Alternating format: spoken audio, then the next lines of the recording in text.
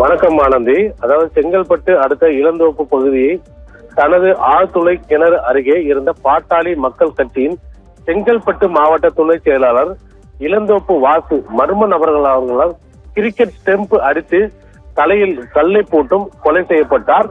இது தொடர்பாக சம்பவ இடத்திற்கு வந்த செங்கல்பட்டு தாலுகா போலீசார் இளந்தோப்பு வாசுவின் உடலை கைப்பற்றி பிரேத பரிசோதனைக்காக செங்கல்பட்டு மருத்துவமனைக்கு அனுப்பி வைத்தனர்.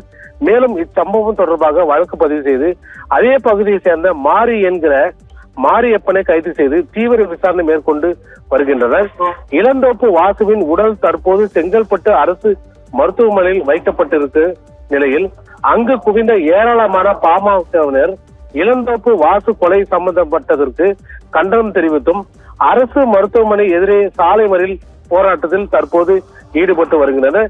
உண்மையான கொலை குற்றவாளியை கைது செய்ய வலியுறுத்தியும் தொடர்ந்து பாட்டாளி மக்கள் கட்சியின் மீதும் தாக்குதல் நடத்தி வருவதை கண்டித்தும் செங்கல்பட்டு திண்டிவனம் ஜிஎஸ்டி சாலையில் அமர்ந்து சுமார் 100க்கும் மேற்பட்டோர் போராட்டத்தில் ஈடுபட்டு வருகின்றனர்.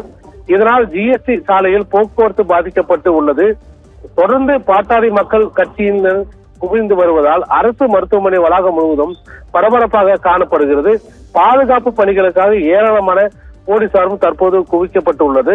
அதாவது இந்த படுகொலை சம்பந்தமாக அன்புமணி ராமதாஸ் அவர்கள் தற்போது தமிழகத்தில் சட்டம் ஒழுங்கு சீர்குலைந்து விட்டதாகவும் ஒரு அறிவிப்பானது வெளியிட்டிருப்பது ஒரு பெரும் அதிர்வலை ஏற்படுத்தியுள்ளது. ஆனந்தி.